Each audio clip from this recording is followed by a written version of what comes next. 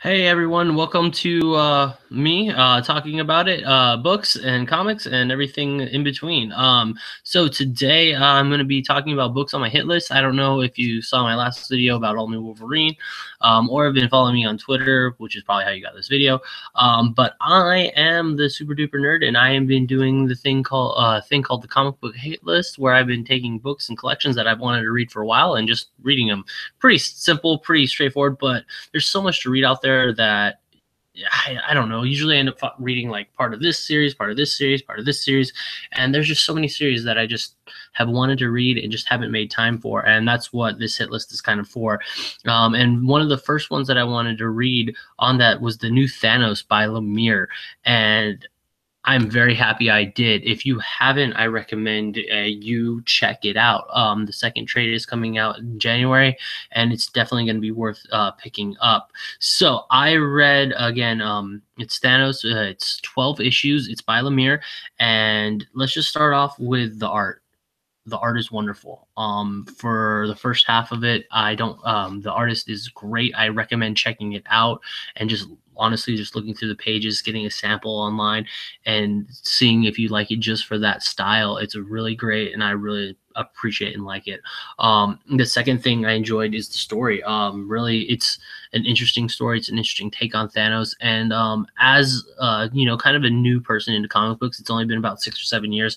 Thanos is this big character, and he shows up in a lot of events. He shows up in a lot of things, and he's in the MCU in the back of a lot of things that are going on. So for me, I have read a little bit of Thanos. I read the Infinity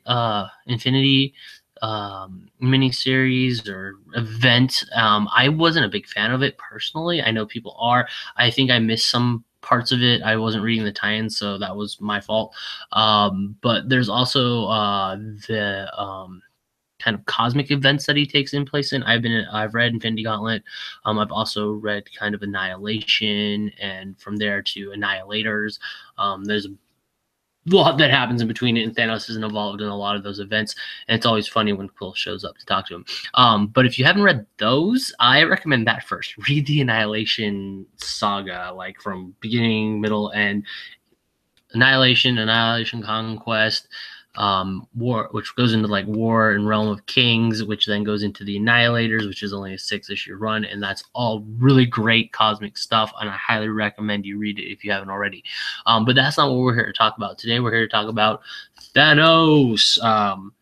Let's see if I can get a look at that. It actually looks a little better. I'm getting better at doing that.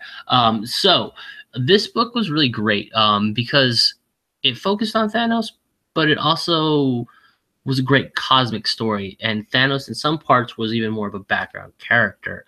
The first issue is really great at setting up kind of the overarching figure of Thanos, where he's kind of been, what's been going on in his absence, and why he's been absent, and kind of the condition that Thanos is in during this book. Minor spoiler, something's wrong with Thanos. That's kind of what the first half of the book is. It's something's wrong with Thanos. The other side to it, so that's Thanos.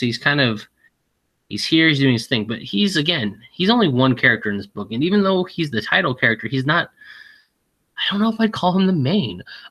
There's another group of characters in this book, and this book kind of reads more like a heist book. And I don't know if it's because it's self-contained, it's these 12 issues where they can kind of do something more like that, or if this is just the kind of the vibe they're going for in the book. But it's really great. It's a heist book, and it's the people perpetrating the heist, in my opinion, at least at this point in time, are Thanos' son Thane.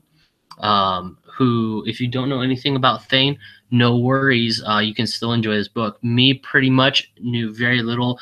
Like I said, I read the Infinity event, and that kind of introduces you to Thane. I'm not exactly. I need to reread that because I don't remember how Thane got purple. But really, all you need to know for this event is there's this guy, Thane. He's the son of Thanos. He's probably pretty powerful because he's the son of Thanos. Something happened to him, and now he's not as powerful. Like, that's really all I kind of got, and that's really all you need to know to enjoy the book. I'm sure there are people out there that know more than me, and that's fine. And if you're one of them, awesome. But for the purposes of enjoying this book, you don't need to know too much about him. Also, so Thane, the first part of the book is Thane's recruiting his kind of his group. The first one he recruits is Trico, which if you don't know him, he's this very large. He's the champion of the universe. He goes around and basically challenges people and fights them. That's his thing. So yeah, Trico's on board. We don't know why right away. Then him and Trico go and get Star Fox, not the Nintendo Star Fox, but the actual brother of Thanos, Star Fox. Which again, I'm not huge on the mythology of Thanos. There are people that know a lot more about Thanos. I'm very briefly know about him. I didn't even really know who Star Fox was prior to this book. However, no worries. It tells you everything you need to know in the book. Like I think that's a staple of a good book. When books assume you know all this background knowledge, and I think I want to say Grant Morrison's Batman is guilty of this, but there's certain authors and certain people that assume you come with like a degree in Marvelology, and while those are fun, sometimes those books can be really confusing if you aren't as familiar. And for me, this book, it doesn't suffer from that at all. They give you everything you need to know. You figure out his character pretty quickly. So Star Fox is the other person on this heist. We got the three, and then the fourth person they recruit is Nebula, which is always kind of entertaining. I like Nebula. I like Nebula and Trico's chemistry in the book. Not to give too much away, but this is his team, and what they're gonna do, Thane and this group of people, is they're going to take down Thanos. Thanos is weak, and they're going to kill him. So it's really good how they work it out. There's a lot of secret things going on, mostly with Thane. For example, there's a fifth member of this group that none of the other people but Thane knows part of it. Also, Thane kind of lies to the rest of the group and says that they are actually going to break into a prison and save a person that has information on how to take down Thanos. There's a twist about halfway through, and that's not the case. And then the book rapidly changes perspectives, and it goes from Thanos being the person that everyone's trying to take down to Thane being the big bad of the book, which is kind of an interesting reverse. And it's nice too, because this book is Thanos.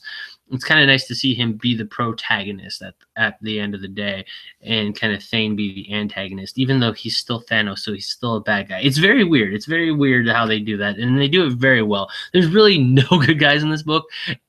Everyone could die, and the universe would probably be a better place. But that being said, it's fun to root for as they go through it. I think for me, I'm rooting for Nebula and Trico the whole time, and Thanos, because Thanos is kind of a beast.